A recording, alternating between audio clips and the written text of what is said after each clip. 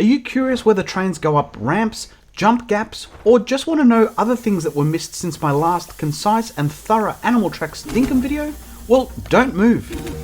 I'll answer some of your questions, so let's get to it. Let's cover off the auto placer first, which I had a couple of questions about. Firstly, the gacha machine. Despite setting it up and plonking some money in there, it wouldn't place it into the machines. Which isn't the end of the world, as that's an overnight job. Spiky Wombat on Reddit asked about it, and he likes to sell the modelled rice for 1,000 dinks each, which is a nice little profit. Rice itself sells for 144 dinks on its own, which is a year-round crop. So using the auto placer with a modeler is a great little way to make some dink. Should you want to, you can couple the auto placer with the compost bins, but again, this is an overnight item unless they're a plat pie.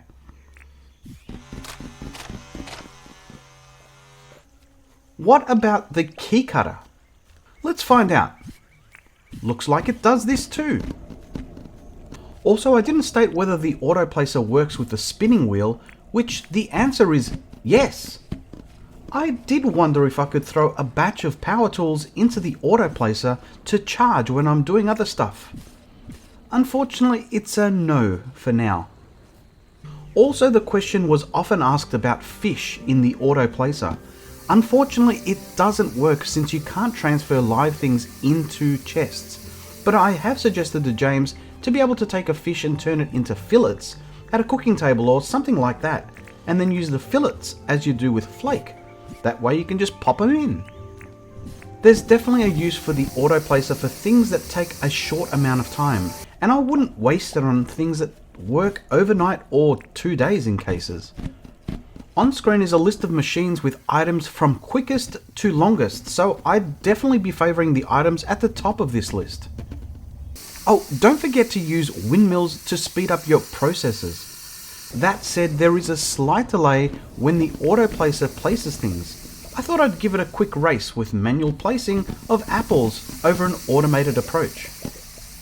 As you can see, I'm definitely faster, but I don't think I've got the endurance over minutes. Let's leave that for the machine. One thing I forgot to mention last video, the game colours are more vibrant, in particular the item signs which seem to glow. And Wombat poo seems greener and stinkier. If you've played Dinkum long enough, you'll have discovered these ocean tears. I often call them the Bermuda Triangles. They've been in existence from the very start of Dinkum. They're dangerous. I've heard of people getting stuck in there and losing jet skis and stuff. To be honest, I'm kind of freaking out just going into it, even though I'm just doing it just to show you it. And James is super stoked to have finally found a fix for this, and it means that we can all be a lot safer when roaming the oceans. Ah, thanks, and congratulations, James. While there have been a number of new additions to the game in this new release of Animal Tracks, there aren't any new fish, bugs, or critters to catch, so you can rest easy. Ironically, I've got a lot more time with all this automation now in the game. Some improvements have been made to the game, and with some of the changes under the hood, you might find some differences. One of those is how your character carries items over your head. Just thought I'd mention it. Shout out to fellow content creator and moderator for the channel here, Sam, for this one.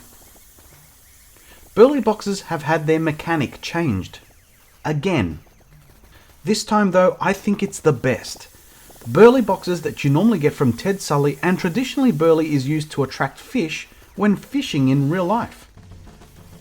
When you now place a burley box, you'll get a smoky haze and it'll attract up to 3 animals of the burley box type.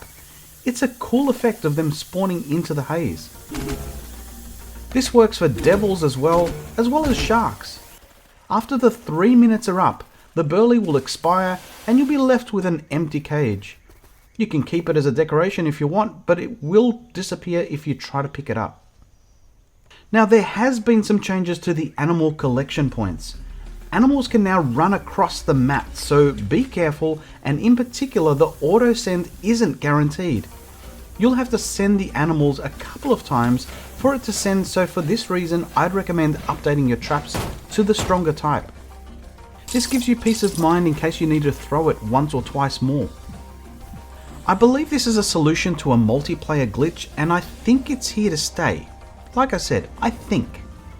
Still on the animals, I was lucky enough to have witnessed the birth of 3 new barracudas, which if you blink, you could easily miss it. They just spawned next to the mother at random times between 8 and 12. I was also curious whether the babies would be a random gender, but after waiting the 12 days, I found that they were just female variants. I didn't get a chance to see what sort of chance you get of different colours, but mine all grew out to be the same. I guess it's kinda like buying the one from Irwin where they're all females. Oh, in case you were curious, you can also use the Harvac to collect all of the produce from these new barracudas. There were some questions about whether trains can go up and down hills. I took to that question a little further.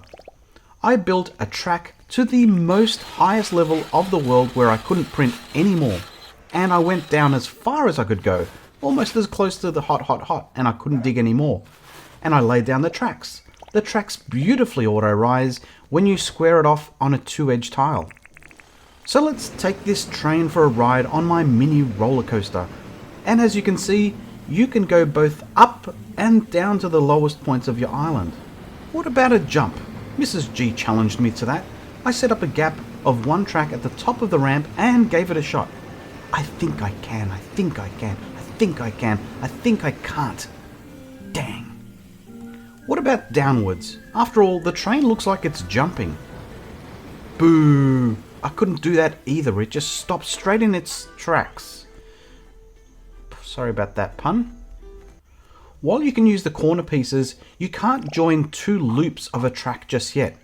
I've put in a suggestion to James about having alternative connection pieces, whether it's 2 corners overlapping, a hashtag crossing, a T-junction, or a T-curve merge and a splitter. Perhaps we could use the train steering to choose the track path we take. Let us know in the comments if you like that idea or have any other ideas of your own. Oh, while you can use bridges to cross water, you can lay down tracks in 1 tile deep of water and can drive the train safely without poofing it into a box. Still on the train, in case you didn't know, just like the Ute, there is storage in the train. Good candidates for this is keeping spare track pieces, a charger, and maybe some power tools and food to keep you sustained. While you're working on the road, it's hard and it's hot. If you haven't already checked out my other video for animal tracks in Dinkum, here is a playlist on screen, and thank you to channel members AG Nation.